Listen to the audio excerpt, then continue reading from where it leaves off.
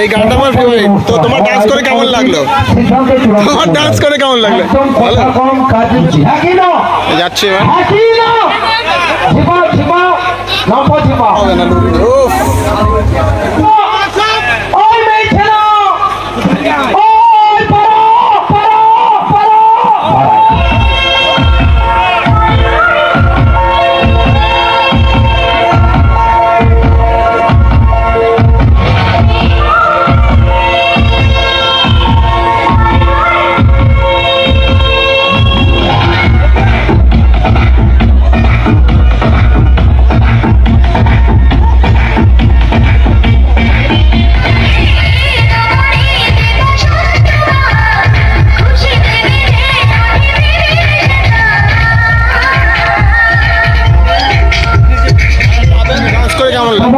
কথা বলবো, আমি জানি রাত্রি অনেক হয়ে গেছে, ডান্স করে কেমন লাগলো? কম কাজ বেশি, তাতেই আমার বন্ধু আছে।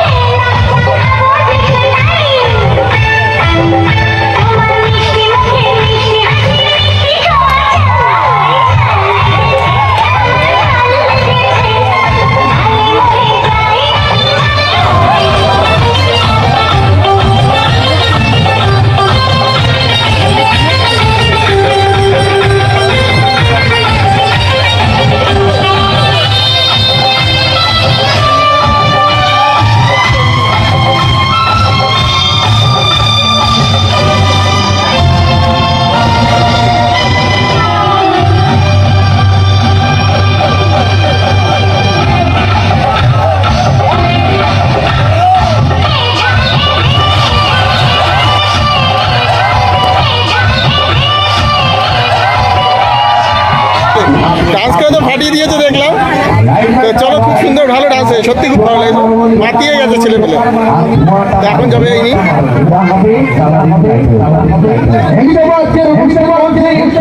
ভালো একটু একটা লুক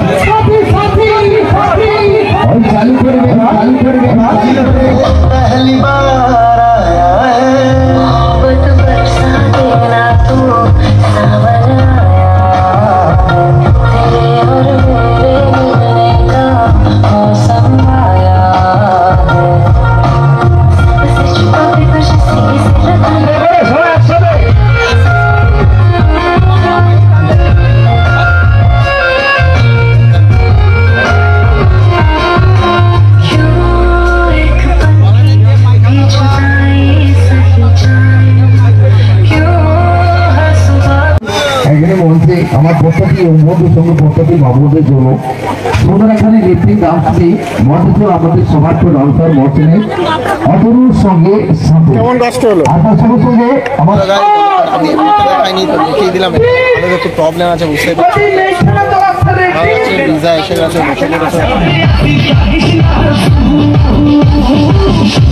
জোর করে হাতের তালি যাবো, সবার হাতের জোর করে আই দিয়ে দাও।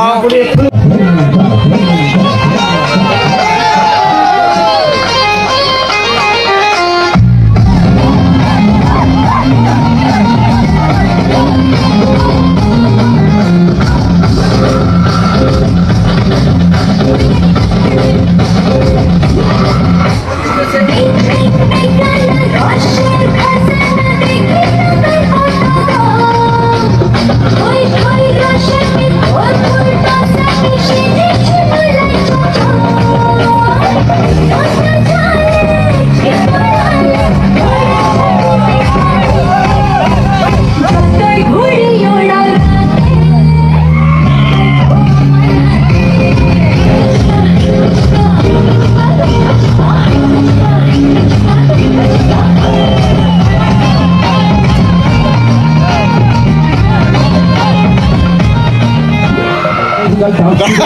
মারবে মনে হচ্ছে। এটা কি হবে লাঠিটা দিয়ে মার হবে কাকে? আই যাচ্ছে পেছনে।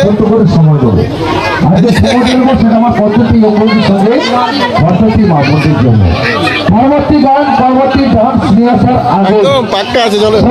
ভক্তদের সর্বদীয় যুক্তা বাবা এগিয়ে গেছে, এই তো কলিকাল। আগে এরা মেনে চলতো, আগে এরা মেনে চলতো ভাসুর আর শ্বশুর, এখন ওরা স্টাইল মারে, পরে না কো শাখা শুরু।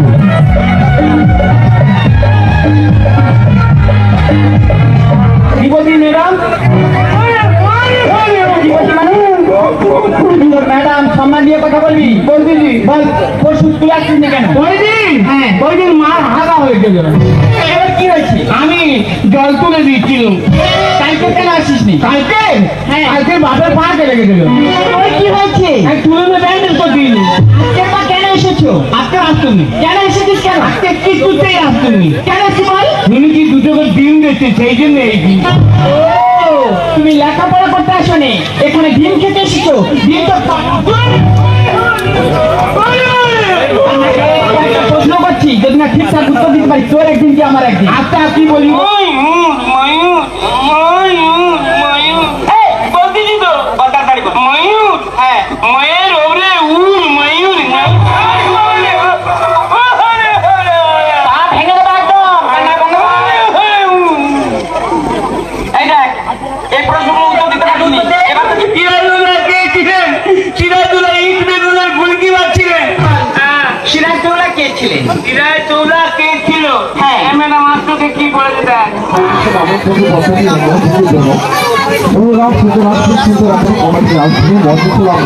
কেমন হলো?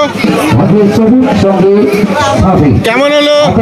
আমার দাদার রিকোয়েস্ট করুন।